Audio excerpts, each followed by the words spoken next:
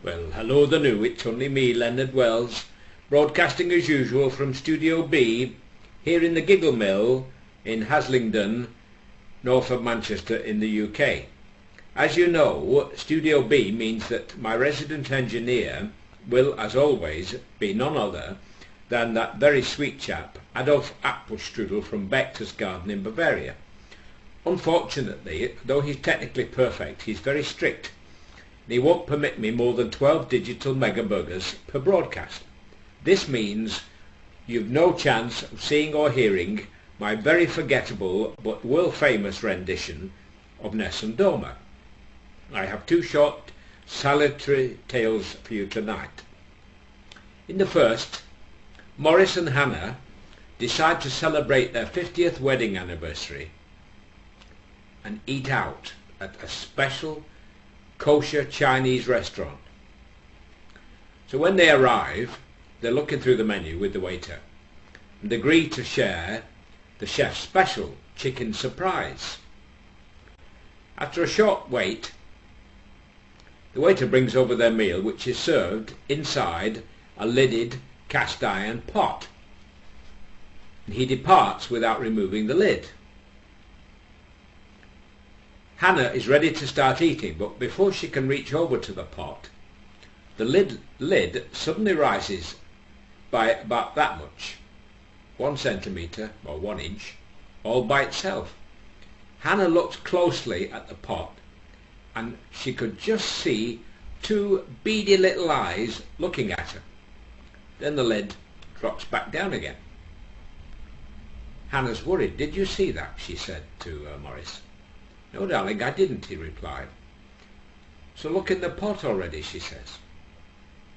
So he reaches for the lid, and again it rises up by 1 centimetre or 1 inch all by itself.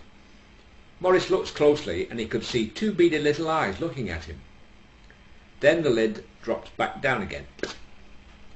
So Hannah starts to panic, and she shouts at Morris, call the manager, immediately."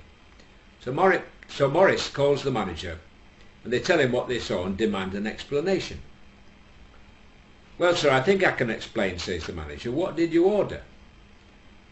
"So we both chose the same," Morris replied, "the chicken surprise." "I do apologise," says the manager. "The waiter brought you the Peking duck by mistake." Thank you.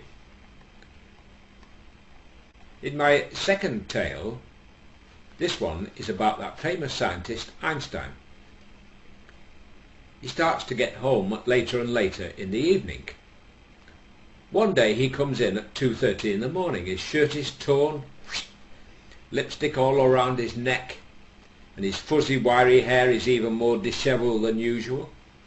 And as soon as he steps his foot inside the door, his wife jumps out from behind the door, grabs him and shakes him, and she shouts, "So why have you come home so late once more?" "Well," he replies, "as I was leaving work at 5:30 today, I met some friends, and they persuaded me to go with them and have a few quick drinks.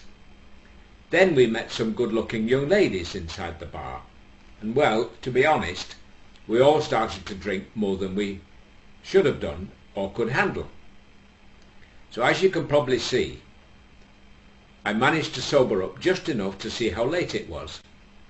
I call a cab and here I am." "You're a liar," she screams, "and a liar. You were in the lab again working on your stupid relativity theory, weren't you?" Thank you, and good night, folks.